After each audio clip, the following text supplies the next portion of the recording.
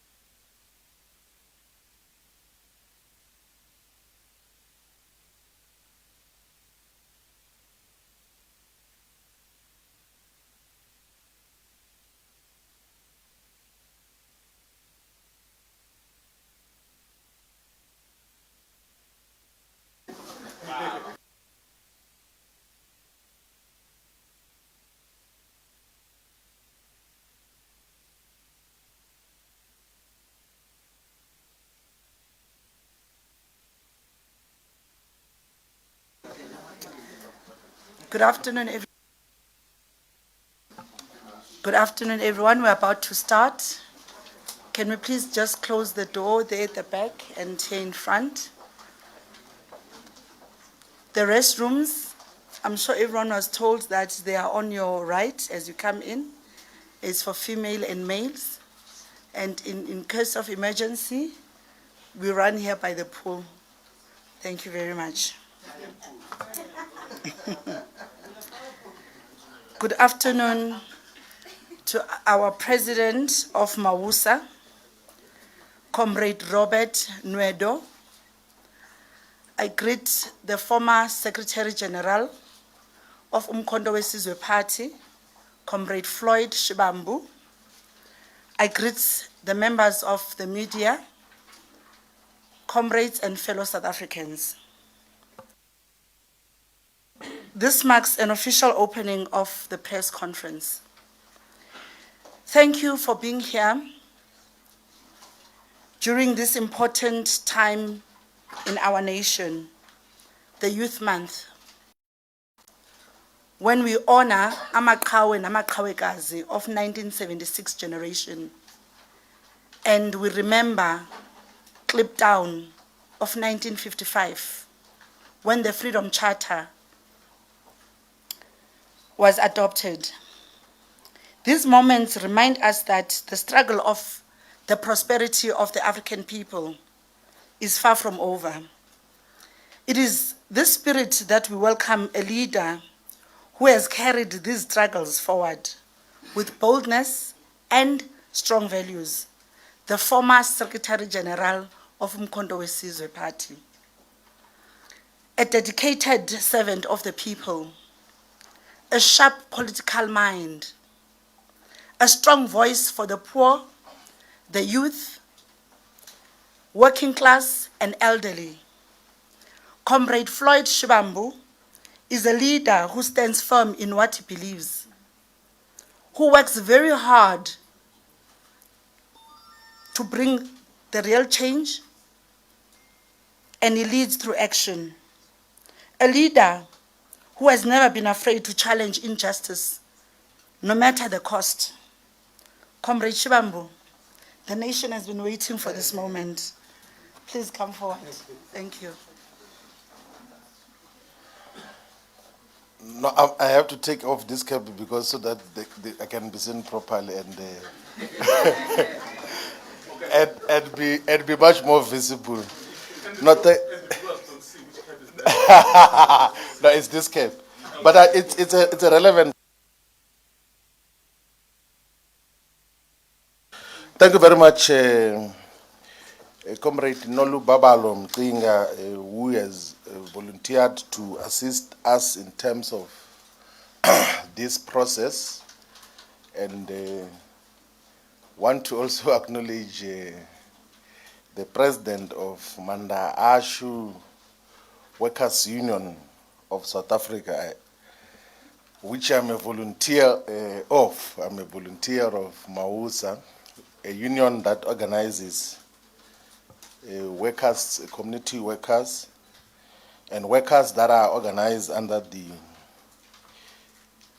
expanded public works program. And I want to also acknowledge the leadership that is here. I don't know if they must mention them by names. Former Treasurer General of uMkhonto Wesizwe, Menzima Gubane, is with us here. And we've got the Comrade Mahla, organizer of uMkhonto Wesizwe. Musa Nobela, we've got the former provincial convener of Mpumalanga, who convened before elections pro-cause.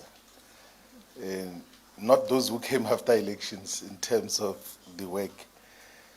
And members of the media and the people of South Africa, we send our revolutionary greetings to all the people of South Africa and black people in the African continent and in the African diaspora. We have called this press conference to speak about some of the recent political developments as it relates to the roles that we're playing in uMkhonto Wesizwe, that on the 3rd of June 2025, the leadership of uMkhonto Wesizwe, after national officials meeting, announced the discontinuation of my role as the Secretary General of uMkhonto Wesizwe. And when the appointment or the announcement was made, there was an indication that will be redeployed to the National Assembly to form part of the parliamentary caucus of uMkhonto Wesizwe. The principle established in the public announcement was that no leader and no member of uMkhonto Wesizwe should speak about the reasons why the decision was taken. But it appears that there are those who are talking freely and in most instances almost distorting just what transpired. So, as a disciplined member of uMkhonto Wesizwe, want to put on record as to what were the reasons that were given in the national officials for my redeployment. The reason given in the national officials for my redeployment or removal as Secretary General was that I want to overthrow President Zuma as the president of uMkhonto Wesizwe. That is what was said. That all the work that we were doing as Secretary General of establishing structures and identifying leaders was meant ultimately at the removal of President Zuma as president of uMkhonto Wesizwe. And as part of that reasoning, an extremely bizarre and fake intelligence report was produced, which was claimed to be a conversation between me and some people in the African continent, where it is alleged that despite raising money to remove President Zuma, I'm also accumulating supernatural powers to make people disappear. That is the reason why we had to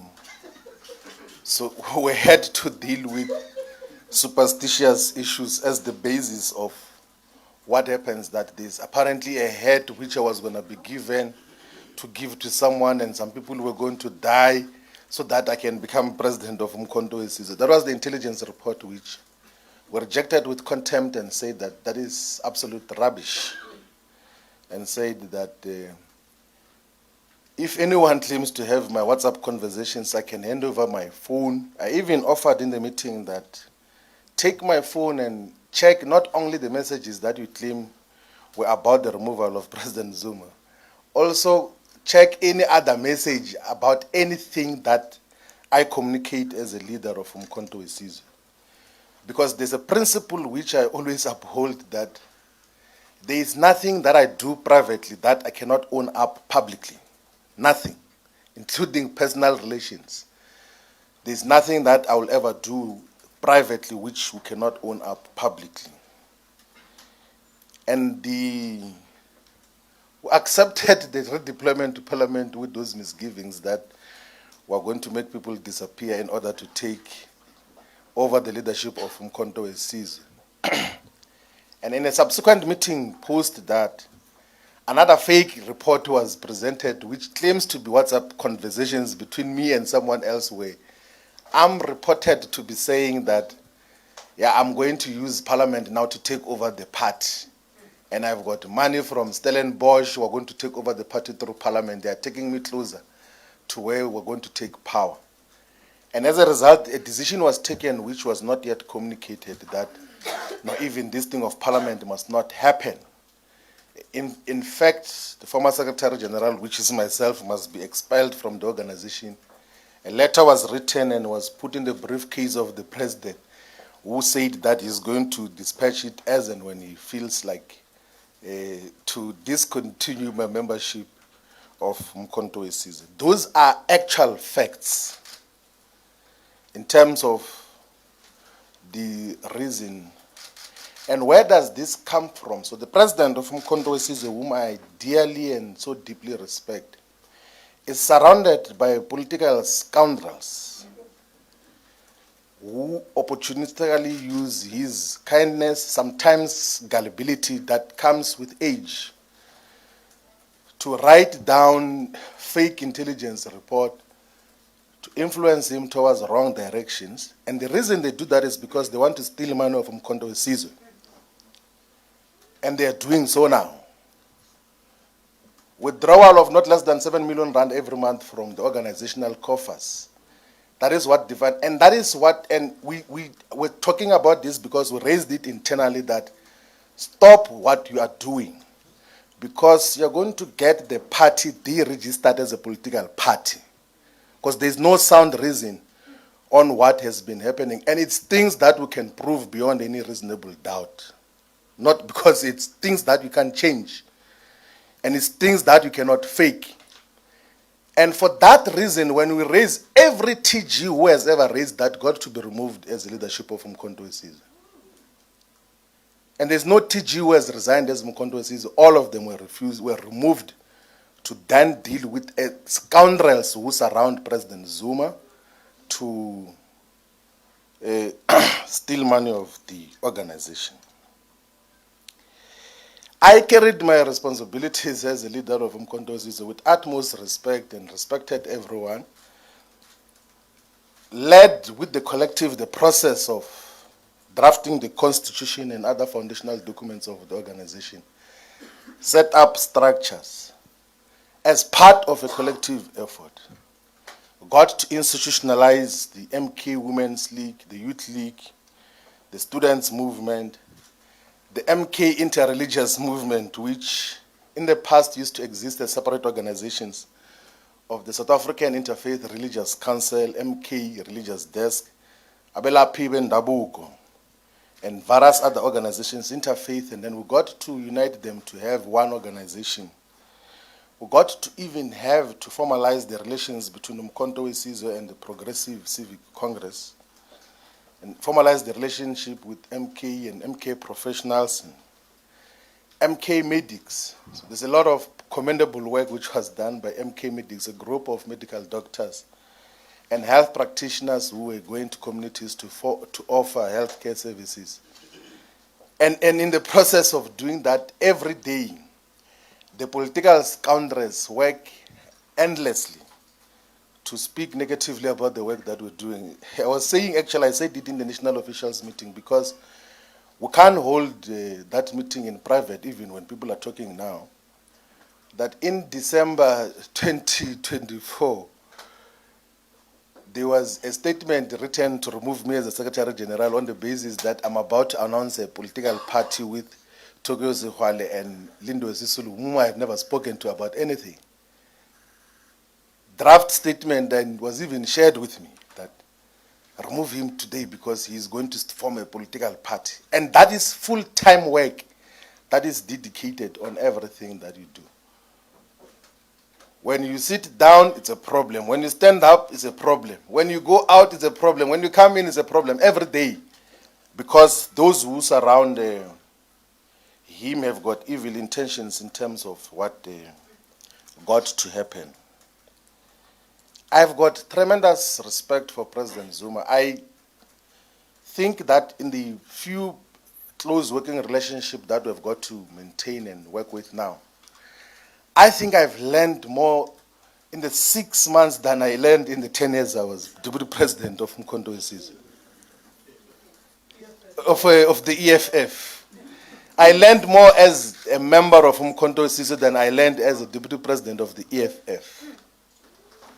In terms of real politics and appreciation of both the domestic and the global politics much more thoroughly in terms of the issues. And under no circumstances would I ever fault President Zuma and his politics. I joined uMkhonto Wesizwe because I thought that as part of the political historiography of South Africa, his politics and character should be protected and a legacy built around his proper politics, not the ones of gullibility and producing of fake intelligence report.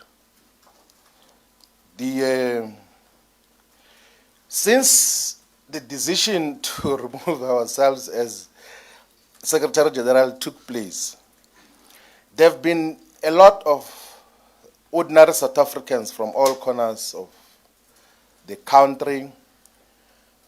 There have been a lot of comrades who came from uMkhonto Wesizwe, from the ANC, from the EFF, to say, what then do we do moving forward? Because I did explain to them what were the developments. And a substantial number of those say that don't ever try to join the ANC, and I fully agree with them.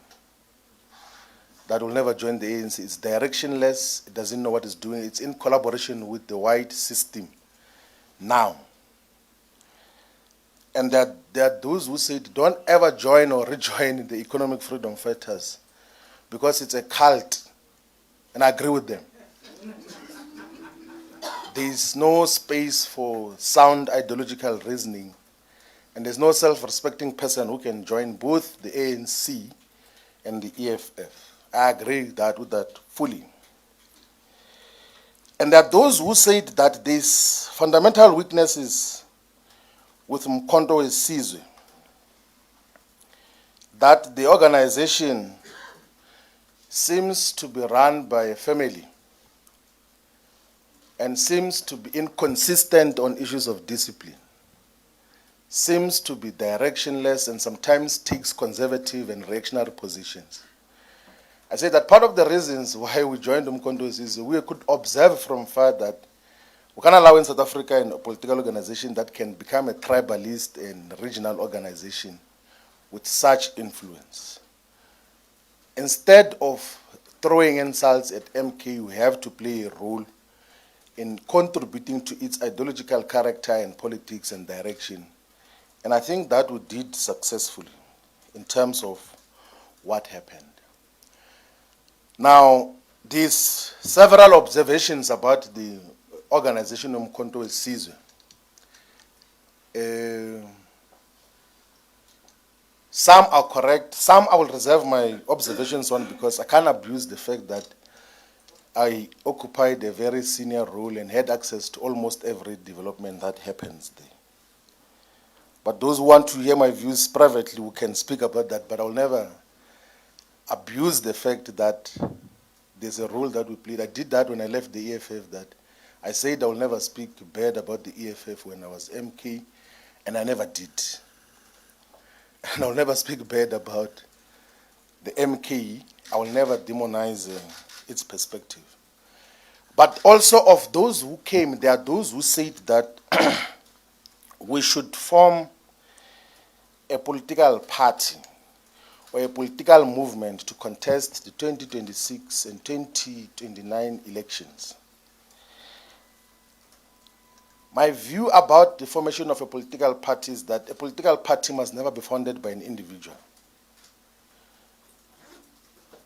My prompt response to the first number of people who came was that let us not form a political party, let us fight within the existing political parties. But that if we were to form a political party, let us go to the people of South Africa and ask them if they want to have a political party. We can't form a political party as a group of friends and as few individuals. So a political party should never be an individual project where you feel like, no, I want to start a political party and then you start it.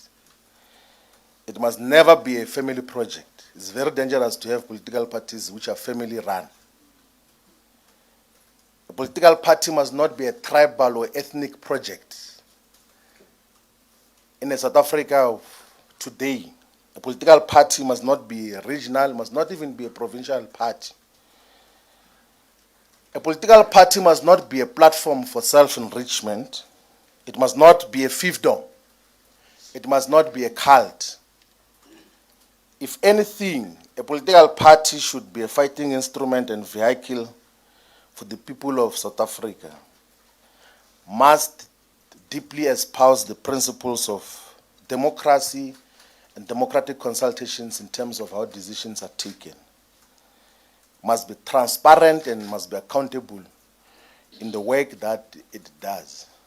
So to the comrades that came to say, let us form a political party, we said that we can't take that decision. Let us subject that process to the people of South Africa. So we're here today to announce that we're going to be convening the process of consulting the people of South Africa on the formation of a political movement that will be a true representative of the people of South Africa, and not a personal project, and not a group of friends project, not a cult, and not a fiefdom.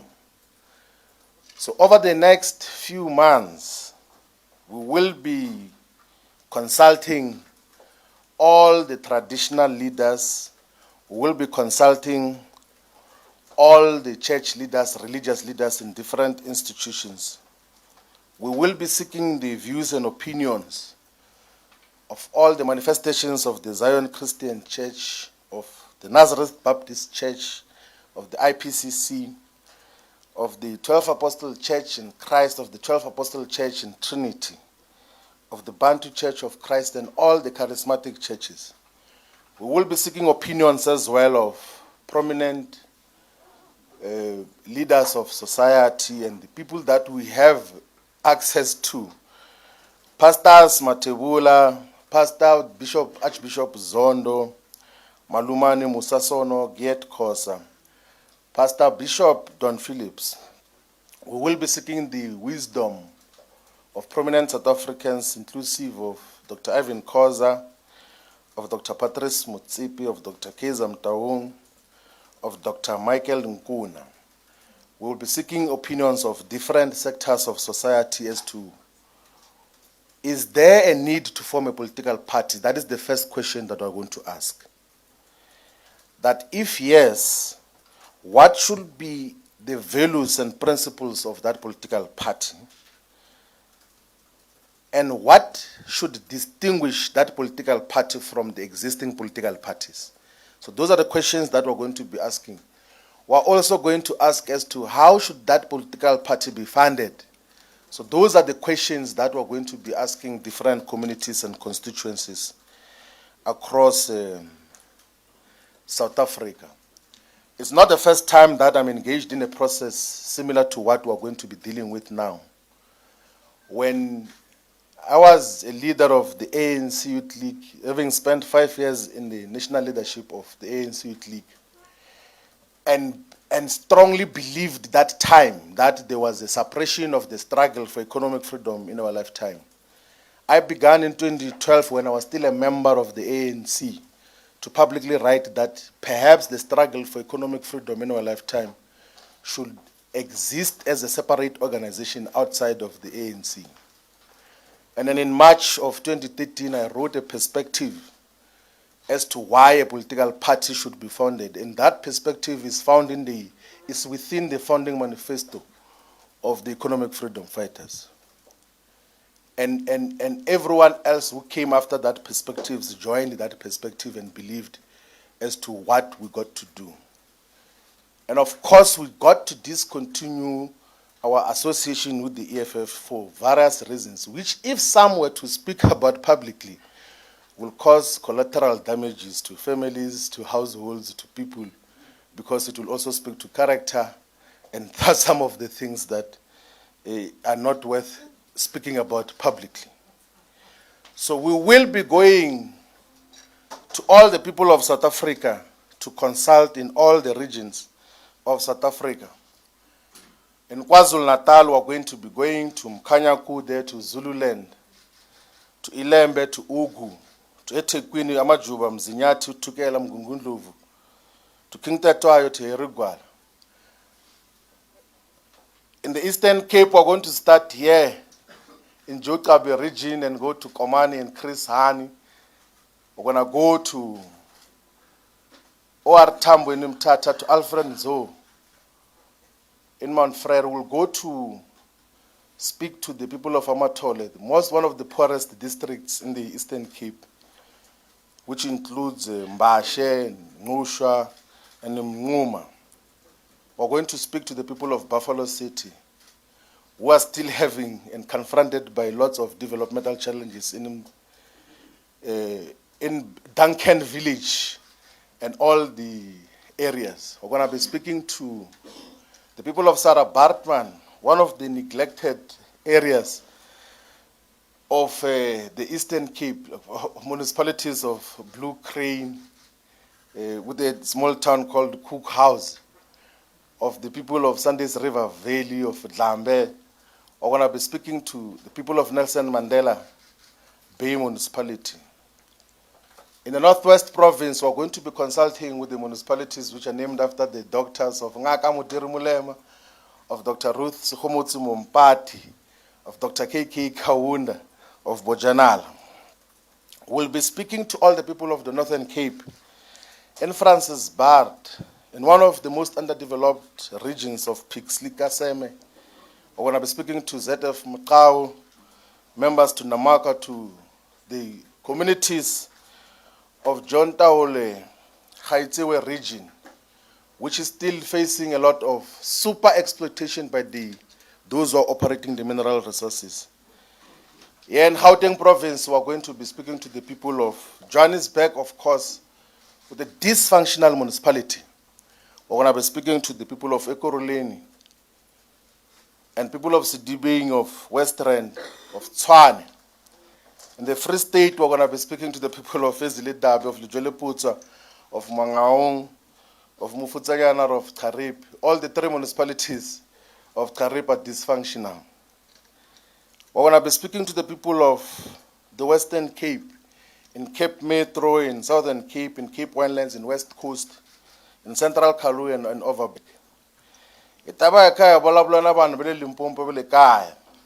Tuhosi nkwati bolabula na tona na batikereke. Kusukusala le amusina kuyafika la Waterberg. Hinkwawo itaba kaya bolabula na bona ka Giyani ka Malamulele. Hinkwawo ka bona itaba kaya bolabula na bona hiku. Shana hi fane hi sungula political party ke na loko hi sungula hi fane hi yimela yini political party yaleyo. Hi leswi hi nga ta va kha hi endla swona through the length and breadth of South Africa. I'm not talking about all these areas because I read them elsewhere. There's no area in South Africa where I have not done political work. None. Not as a political tourist. As a person who went to do political work, I know and have been familiar with the dynamics of each and every district of this country and have done political work in all corners of this country. In Mpumalanga, I forgot to speak about Mpumalanga. I've worked in Mpumalanga for the longest time, from Nhlanzini, in Bushbuck, Ridge, Tawachewu, Mbombela, and Nkomazi. It's 4 municipalities. And Kangala, we are going to have deeper consultation in the district that is named after Gert Shadrack Sibande. We're going to we're going to take up the spear that was left by Treasure Tabete in uMkhonto and fight the battles of the people of uMkhonto, of the Palestine, of all the municipalities of Gert Sibande. So ladies and gentlemen, the people of South Africa, we're here today to announce a process that is going to speak to all the people of South Africa with the aim of establishing a political party if the people of South Africa say we should do so. We do not want to do that as a personal project or as a group of friends project.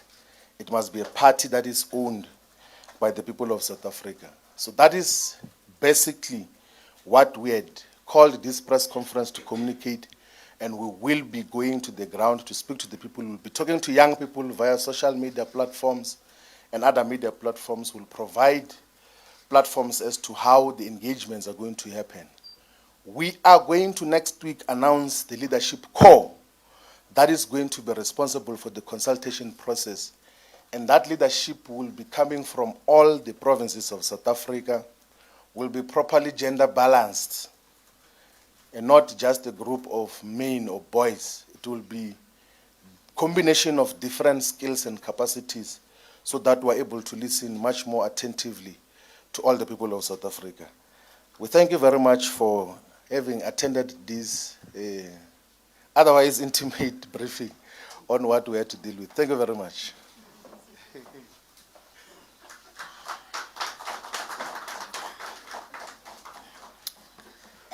Thank you very much, Comrade Shivambu.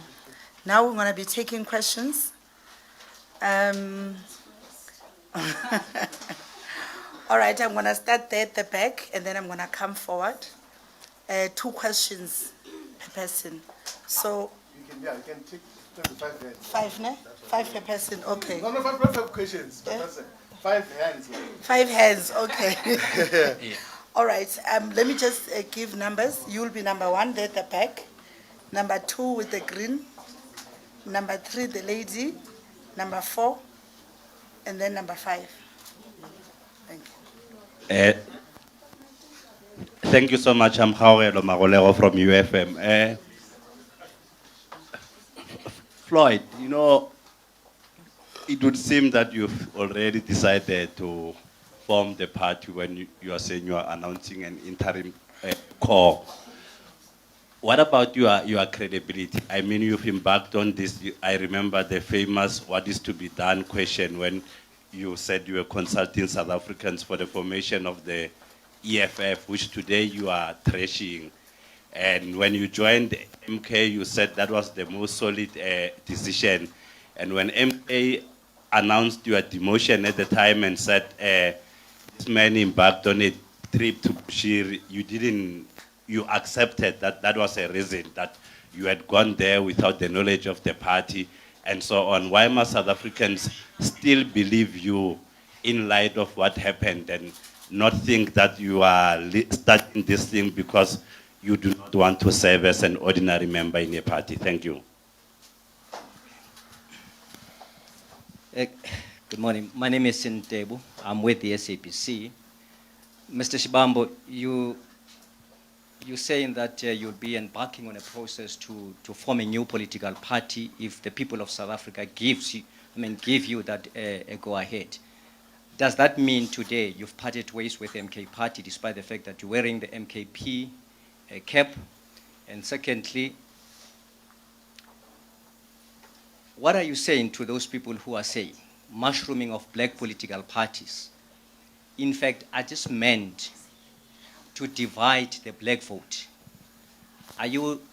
Aren't you seeing yourself as maybe part of those who are duped into forming political parties only to benefit the very same people that you are saying are the white monopoly capital, because those people seem to be getting funding from the very people that you accused as the white monopoly capital? I've got a number of questions, but I think I will stick to two. Okay, sure. Thank you very much. My name is Yanda Ngobo from Newsroom Africa. Mr. Shivambu, just to follow up on Deb, what's your current status in the MK party? Have you officially resigned? If so, when did that happen? And you say you're going to be traversing parts of the country and different regions. Where are you getting the money for this? How exactly are you going to be going about it? And then I just want to go back a little bit here. With regards to your Bushiri trip, I mean, you and I sat down 3 weeks ago where you basically said, that the leader of the MK party knew about this trip. Did you ever get a chance to sit down with him one-on-one to discuss this? You've already told us about intelligence reports.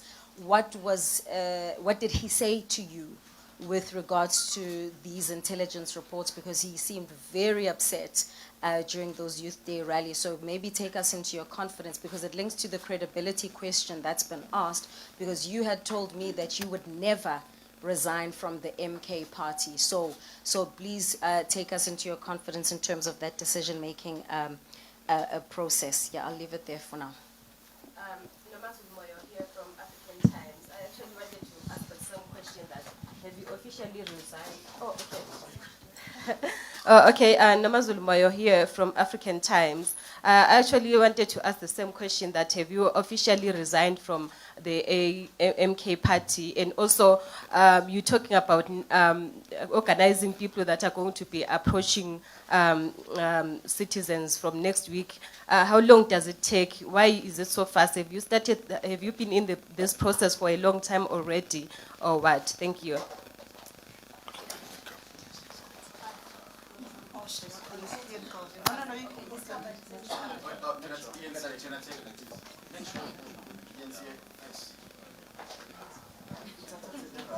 Willie Chiti Jones, ENCA. Mr. Shivambu, just two questions. How long will this consultative process take? And obviously, when you are going to people, this interim structure has to go under a banner. So what will be the name of this organization or structure that will be presented to the people during this consultative process? Thank you.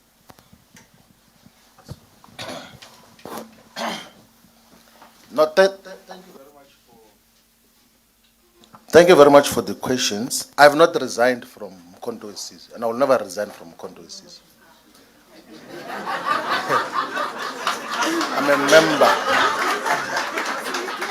I'm a member of uMkhonto Wesizwe. So the constitution of uMkhonto Wesizwe says that members are not allowed to participate in activities and programs of political parties whose aims and objectives are opposed to the objectives of uMkhonto Wesizwe. If uMkhonto Wesizwe believes that going to listen to the people violates the constitution, it will tell me that listening to the people is a violation of the constitution. I will not resign. I said I will never resign from uMkhonto Wesizwe. And I still stick by the decision and the communication that I made that it was the best decision ever to join uMkhonto Wesizwe. And I spoke about it earlier that how would we replace an opportunity to learn in 6 months what you couldn't learn in 10 years? Like a practical experience which you can never read in any textbook. Like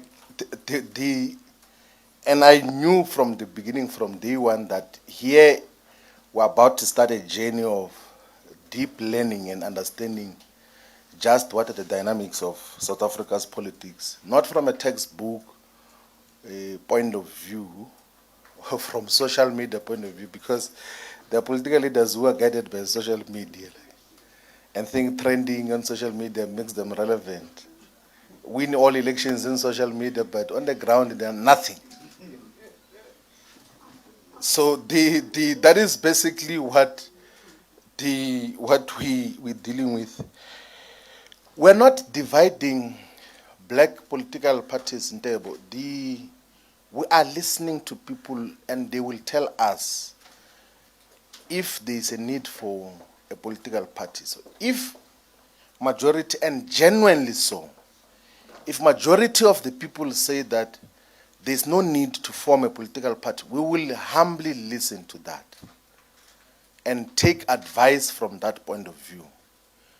We have constituted a structure which is going to be listening, and we have had meetings to talk about that, and none of those meetings were secret. We don't do anything secret. It's open. Even tomorrow and Saturday, we're going to have a meeting represented by all leaders from the whole country.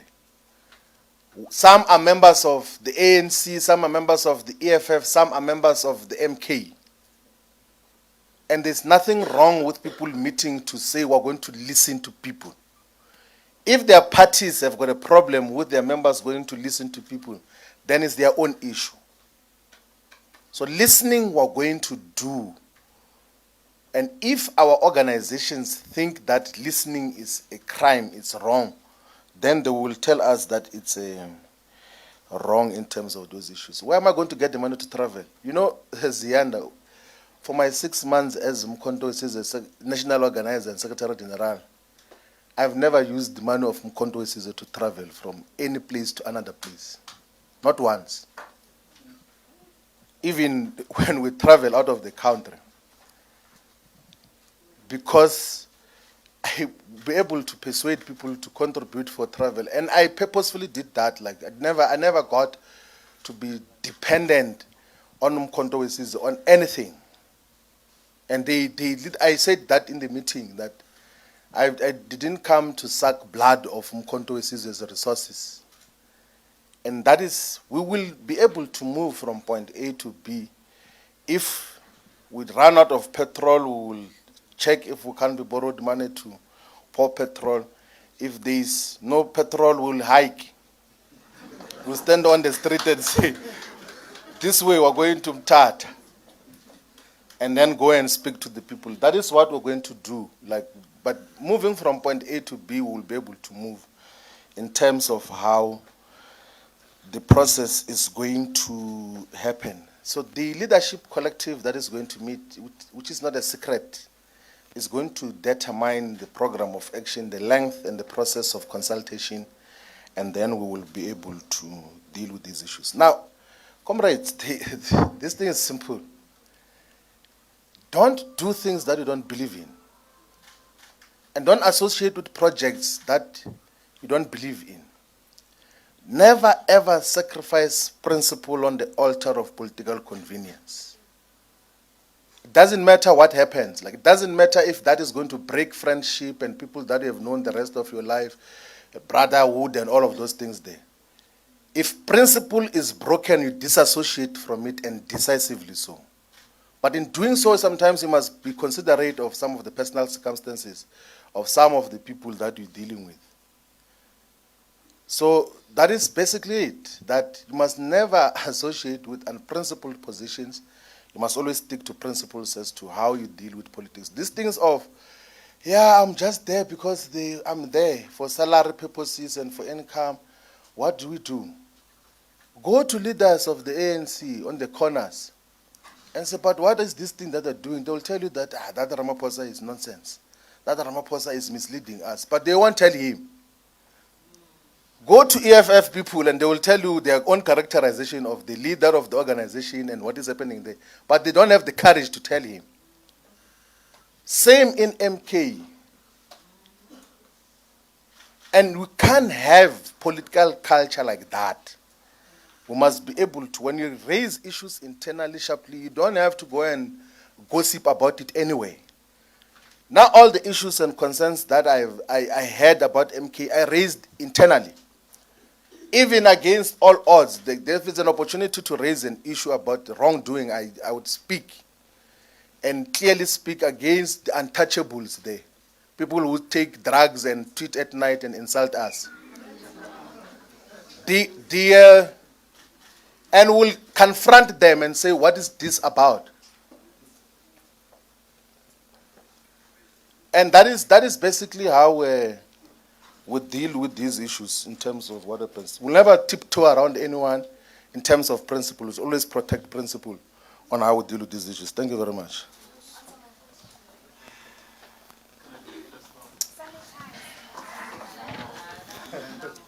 Thank you very much, comrade. Number 1, number 2, Sandile. Number 3, number 4, number 5. We're going to attend to everyone, don't worry. Thank you. Number 1. Okay, I'm Kopano with MDN TV. Just 2 questions. What happened to unity under the MKP? And then my second question is that, Mr. Shivambu, do you feel like you were being used as a tool to destabilize the EFF? Thank you.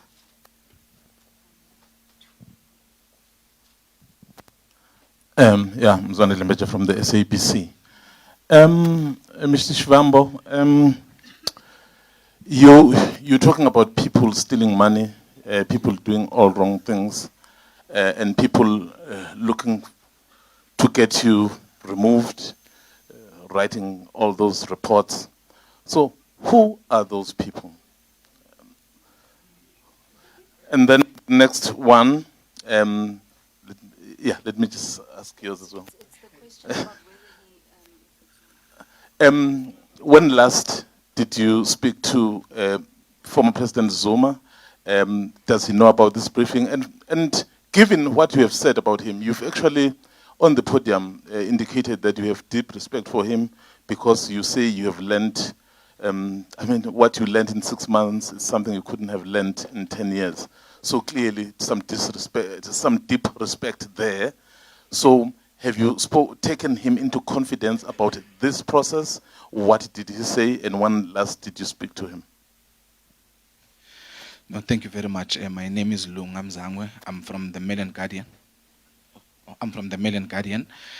Mzondi has basically taken the question that I wanted to ask you, but from what I'm hearing from MK people is that your trip to Bushiri was to basically get money to fund your own political party. Is there any truth to that? And on those intelligence reports, who basically signed on them? And does President Zuma agree with those intelligence reports? Thank you.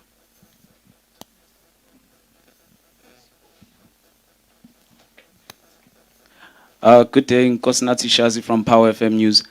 Mr. Shivambu, I just have one question. You've probably weighed up all the possible scenarios.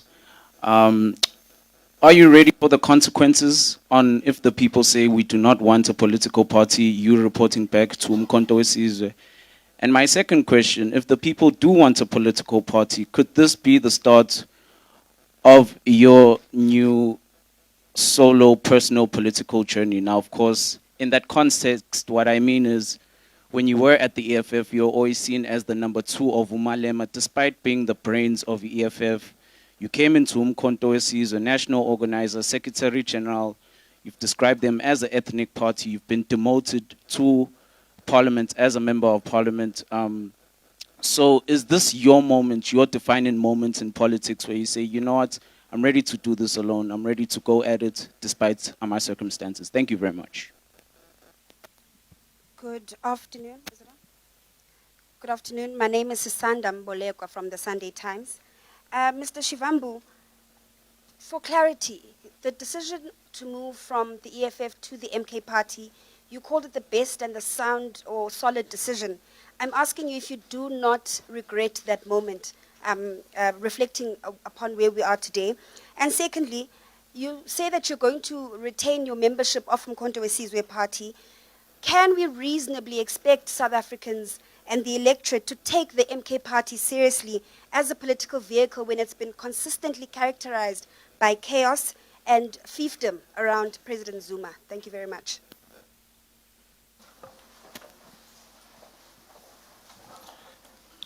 Thank you very much. I thought I had responded to the question. I don't regret leaving the EFF. It's the best decision I ever took in my political life.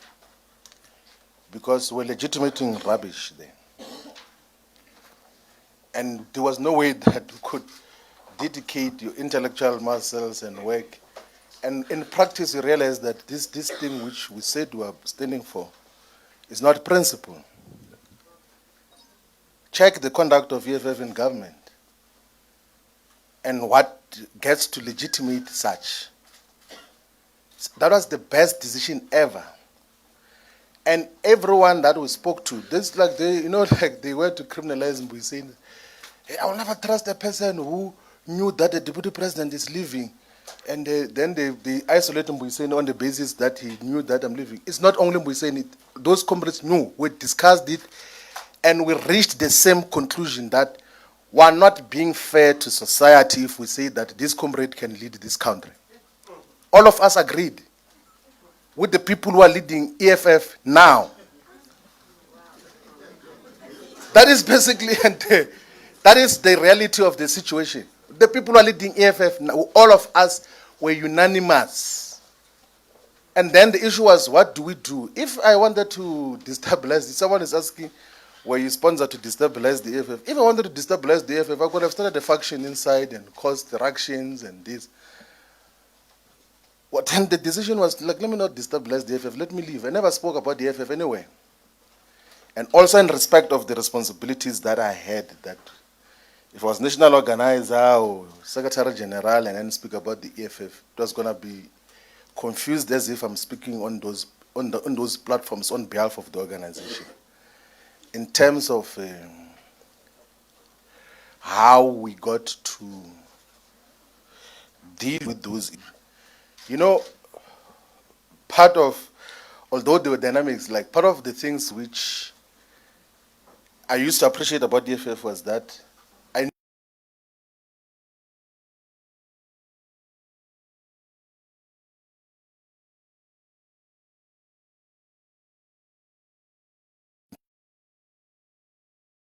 realized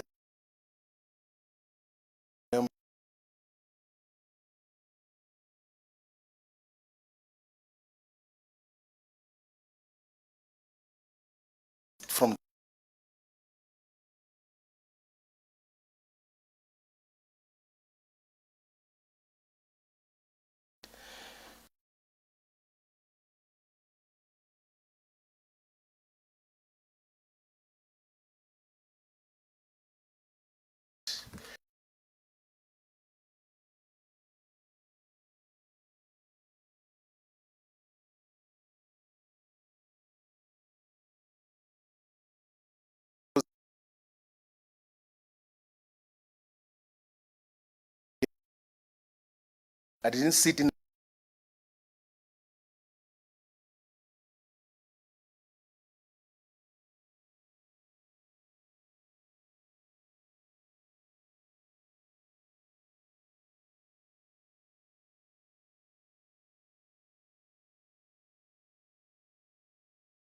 general or national organizer or anything.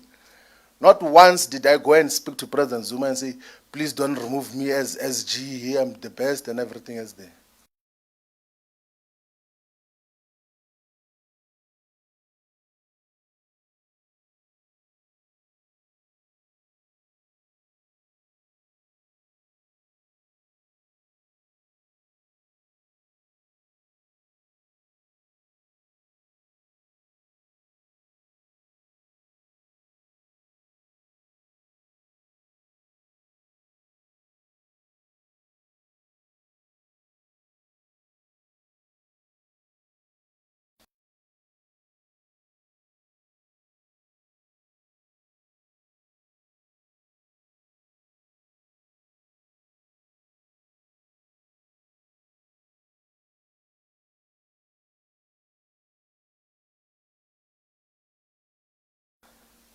I think we all agree that if you were to isolate black people, whether they come from the black consciousness, political view, or Pan-Africanist, or economic freedom in our lifetime, or charterist, or those who believe in MK and all other organizations, if you were to isolate black people and say just what do we need as the top priority issues for black people that have to be done in this country, we're going to come out with the same things.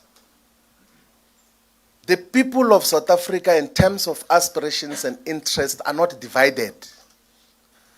The people of South Africa need jobs. They need stable and healthy environments. They need a society that is free of crime and corruption. They want land. They need to live. They want to have access to quality education.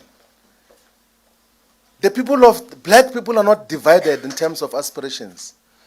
But for narrow political purposes, we get to be divided. That is why we will be going to the people to ask, do we form a political party? If the advice is no, we will be able to accept that guidance in terms of what happens. So I don't need any position of responsibility to survive in life or to have a voice, by the way.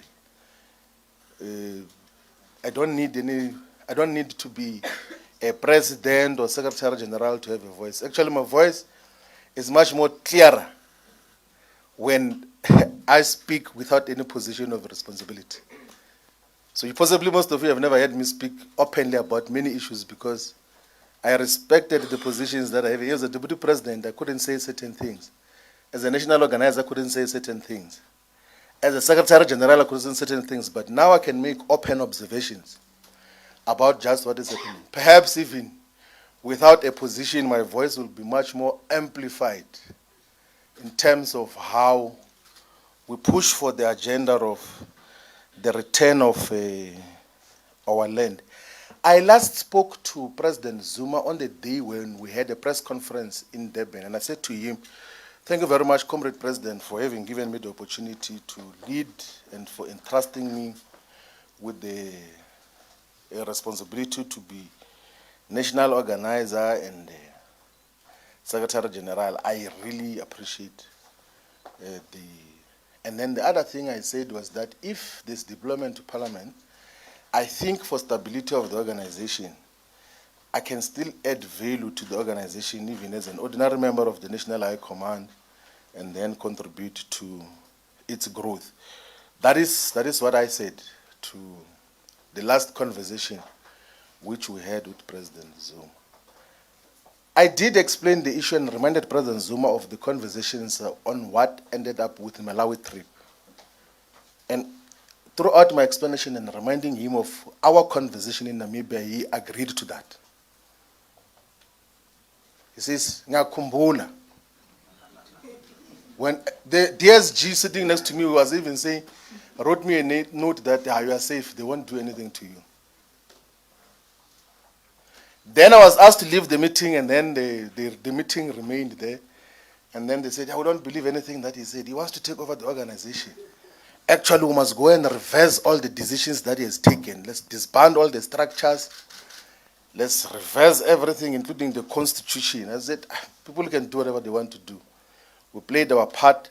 If the conviction is that what we're doing is wrong, it's okay. Like, we move on in terms of how we deal with these issues. There is no political party which is going to be funded from Malawi. Like, there is no political party that is going to be funded by Bushiri. We are going to listen to the people and will get guidance from the people as to how do we move forward. I'm not, this comrade who asked the question here left.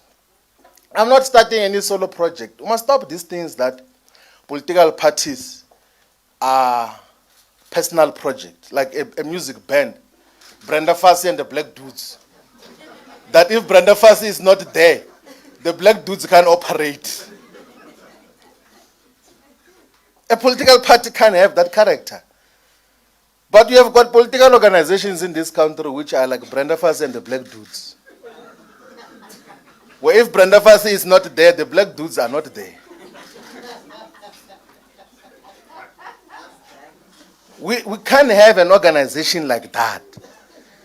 There must be an organization that exists in every corner of South Africa, whether there is a Floyd or no Floyd, or whoever is there must be the expression of the collective ideals of the political party. That is basically how we dealing with all of those issues. I think we can take the last round of questions.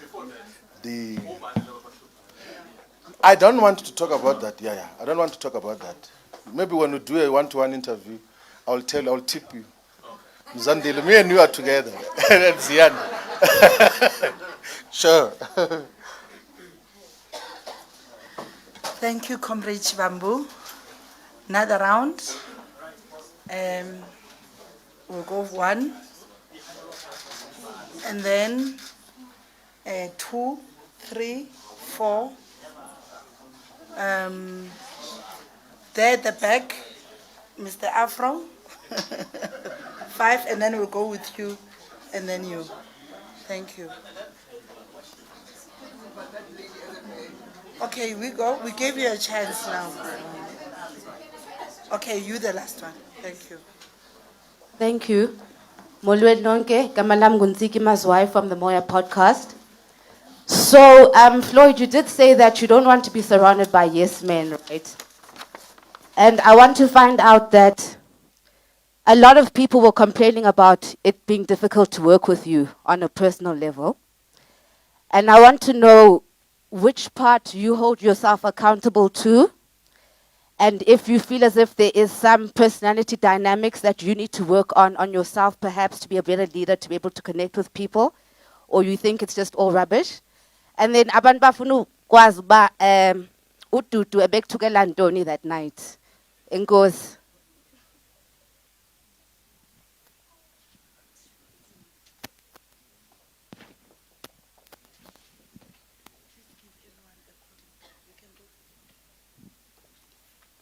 Good day. It's Wikanyo MDN TV. Mr. Fred Shibam, I only have one question for you because my other colleague have already raised other question. Given the reports of your marginalization within the MKP on the basis of ethnicity, do you believe the party operates with the tribalist tendencies? And with your experience, can you confirm or dispel the notion that MKP is fundamentally tribalist in character?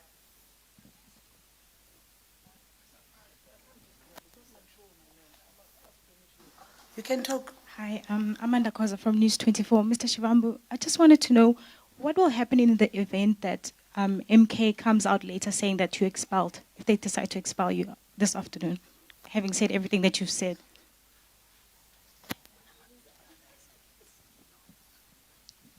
Thank you. It's Corinda from Kaya 959.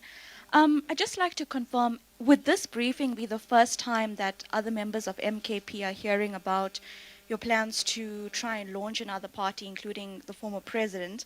And then, sir, you say you won't resign, but you're looking to launch another political party. So if that works, then how would it add up? Would you be then campaigning for both parties? Thank you. Okay, Tiseto Malau from PEM News. Mr. Floyd, Julius Malema once said that Jacob Zuma uses people. The only person that he never uses is his daughter. Do you think that's how the man operates? And then the second one, Tutuzile once accused you of stealing, map out your innocence on Twitter. Okay, mismanaging funds, sorry. Mismanaging funds. Sorry, mismanaging funds, sorry. And then, okay, the last question is that you once made claims that you can easily mobilize members of the EFF to join you. And now you are saying that you're going to consult if you can start a political party from South Africans. If they say that you can start a political party, do you think those leaders and members will join you in that party? Thank you.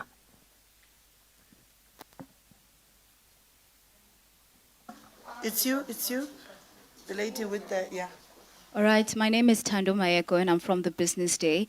Mr. Shivambu, just please explain the banners behind you. I think you forgot to explain the name of this organization. What is it? Is it an NGO? Is it a church? What is it? And then what's this? Just please also kindly explain who is funding this organization. And then is MK still credible?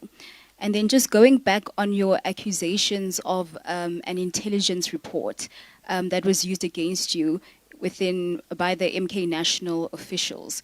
Are you surprised that an intelligence report was used, considering that the State Capture Commission or the Zondo Commission found that former President Jacob Zuma used to use intelligence reports against his political defectors? Thanks. Okay. Cindy Sontlabati from the Houghton Network. Mr. Floyd, you've characterized your session, your time now moving forward.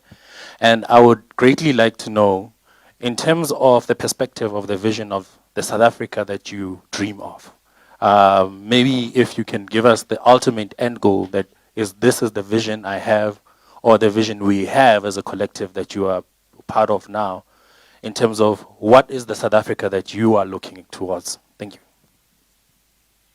Mr. Shivambu, Doreen Mukhulu here.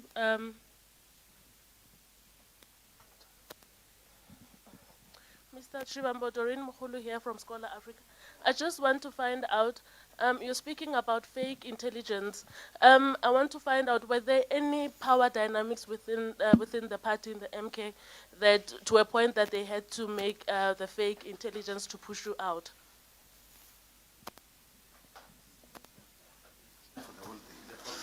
It's a follow-up. Floyd, I asked about the issue of credibility. Look, you, on your own admission that having left the EFF, anyone that was perceived to be loyal to you, you believe that they were victimized. Are you still willing to now have more careers being destroyed by joining a new entity that you are forming? Should South Africans still regard you as a credible voice when you have served 11 years in an organization and now you are calling it a personal fiefdom? Where was the foresight then? As an educated man, shouldn't you have figured this out much earlier? And the same attitude would be adopted in case of MK, because you've been there for literally 10 months.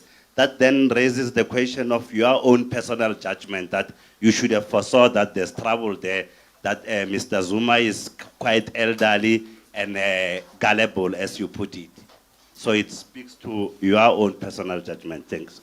I think that is your opinion. Let's give it to you. It's your own opinion. Like, it's not a question. Like, really, and we can't help you. And different people will have different perspectives in terms of what happens. I do you know, Ntsiki, I think in conducting political work, like I think those that we have worked with before, the difficulty that they have is when we have got leadership responsibilities. One, I refuse to have private meetings or private engagements. So there is a lady from Pumalanga who, I think it's called Mary or something like that. So the first meeting I attended of MK, there was a decision, I didn't even know who she is. There was a decision to expel her, and then another meeting. And actually, in the first meeting, I even said that, please don't expel comrades, it's too early, let us go and engage with them. And it's in the minutes of MK that said, don't expel her, further engagements and all of those things. Then another decision was taken, but some of the decisions had to be written and signed by me, even when you have expressed a different view inside. Then she asked for a private meeting to brief me. Then I said, I can't do that.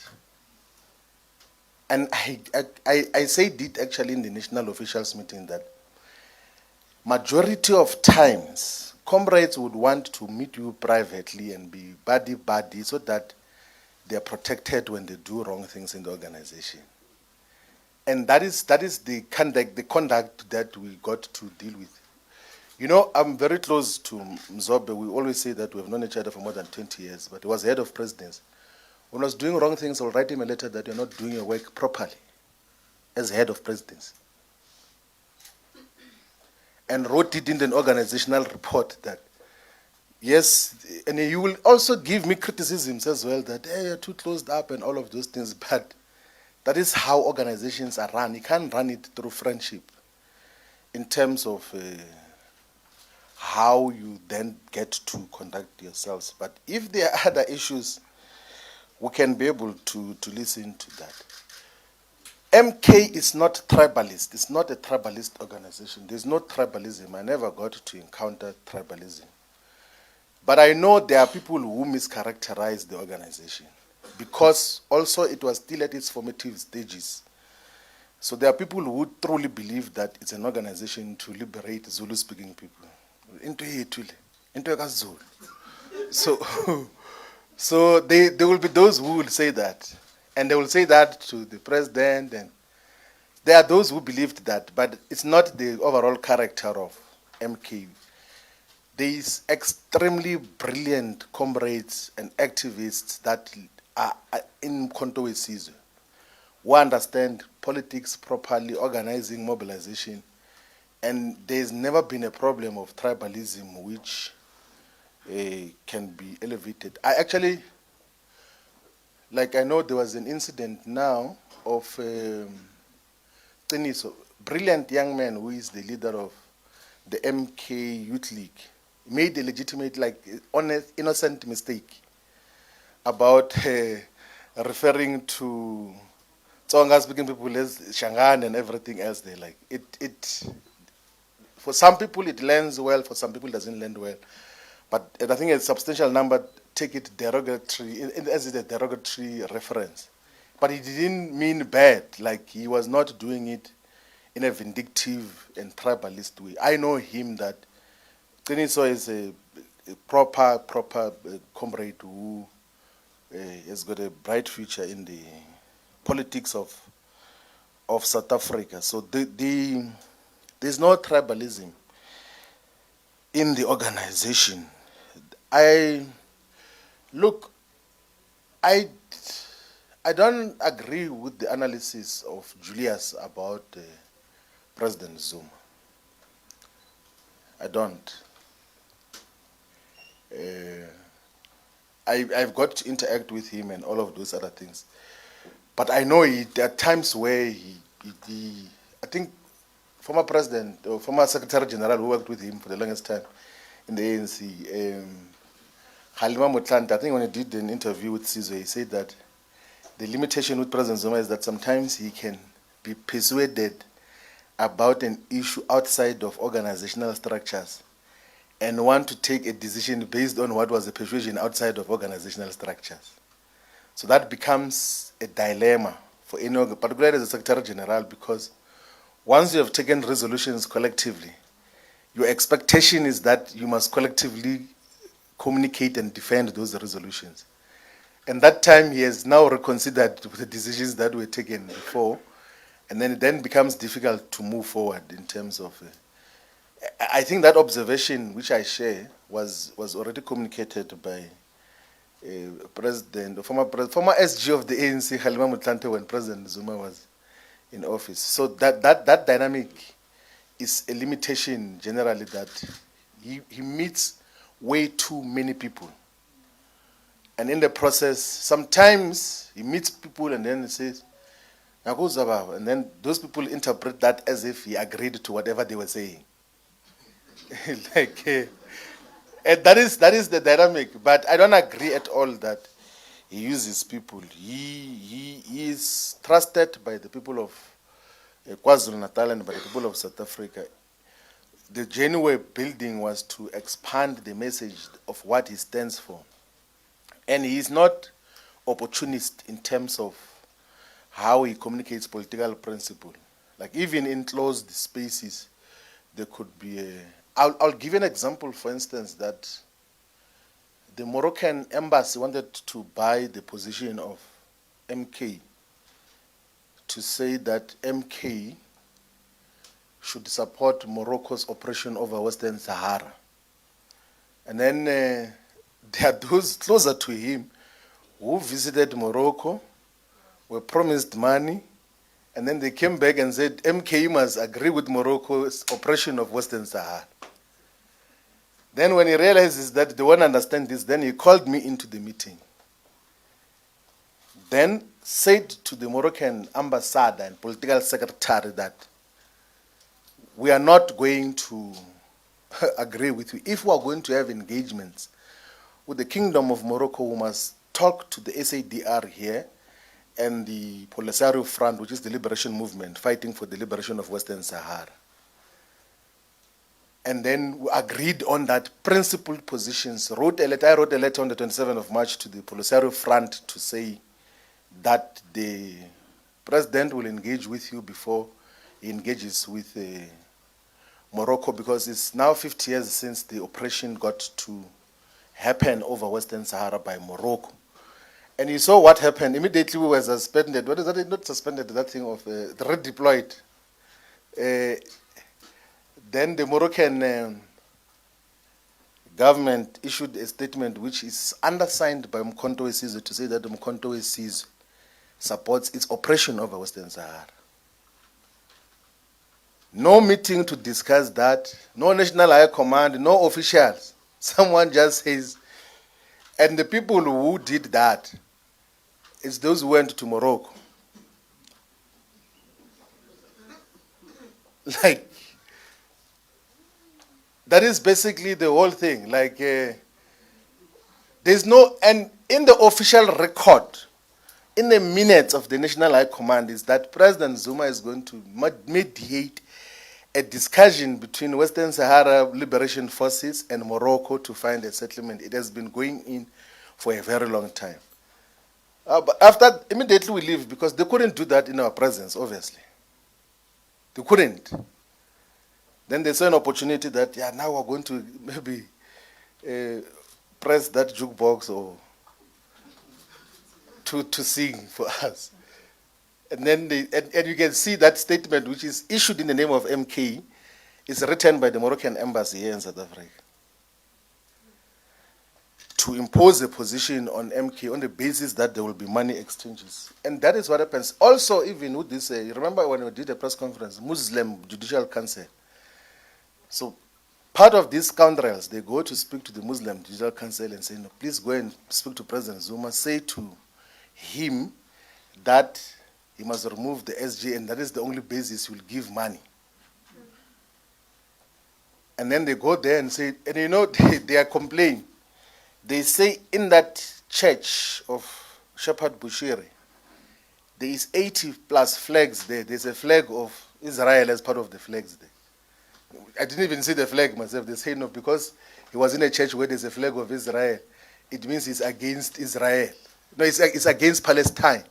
And that is going to cause us problems. So you must expel him so that we can give uMkhonto Wesizwe money. That is, so there is transactional issues that also guide decisions and policy that we deal with in terms of the whole issues. I wouldn't make reference to Zondo, the judge. Like, I have no respect for Zondo, zero. And he actually made me to have much more deeper respect for President Zuma. Like, I have no respect for that nonsense of state capture inquiry nonsense that happened. I've got no regard, none whatsoever, of those. It can't be my point of reference on anything. Like, even the whole decision to get President Zuma arrested was absolute rubbish. Even that time as a deputy president of the EFF, I condemned that. I took international interviews and domestic. I even wrote articles publicly to condemn what Zondo did in terms of arresting of President Zuma.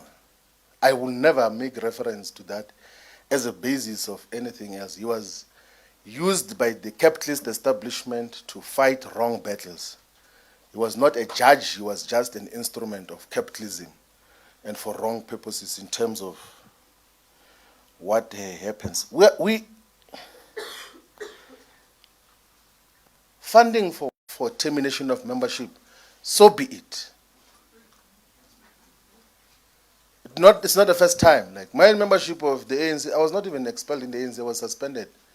And I left. You know, this thing of political parties thinking that people are desperate for their membership, it must come to an end. And that people must beg for membership. If anything, political parties must be honored that they've got members and respect them. Not that you must be begging for membership of a political organization. I left the ANC when it was above 63% in parliament and control of all provinces, was possibly the only employer. Had influence and lots of friends and people that I knew throughout my life left.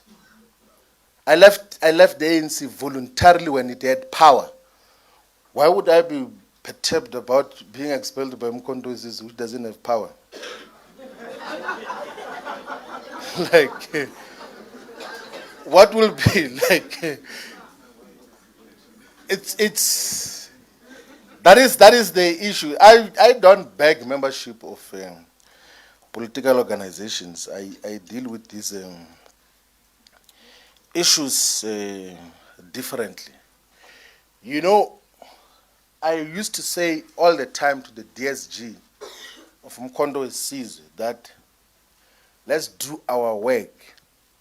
People can say whatever they want to say, they can scream and everything else. We take decisions, we implement, we go towards that are having by-elections. Before we went towards, the MK never used to win by-elections. We used to go towards to preside over volunteers without photos, without cameras, and pay attention to every little detail, and then we started to win wards. And then some people from parliament, they go a day before elections and they take photos there and they say, we've delivered the ward. After we've delivered it, Richmond we delivered. What goes out delivered? Mandeni we delivered. Like, and we do the work, and 3 months before the by-elections happens, we go there every week.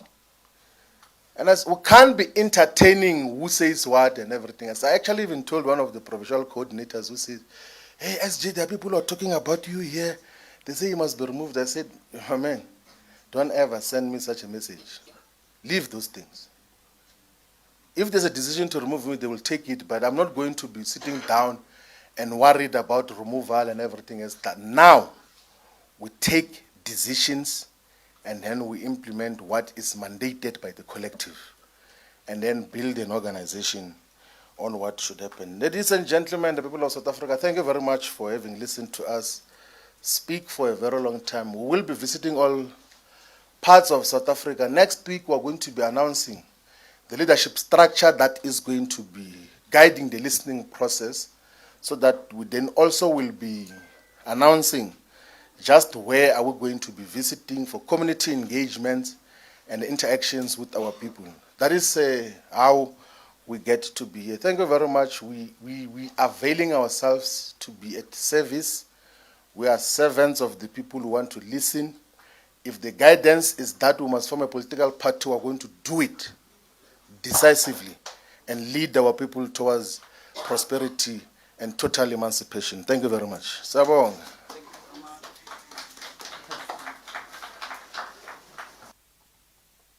Thank you, Comrade Shivambu. The press conference now is concluded. Thank you.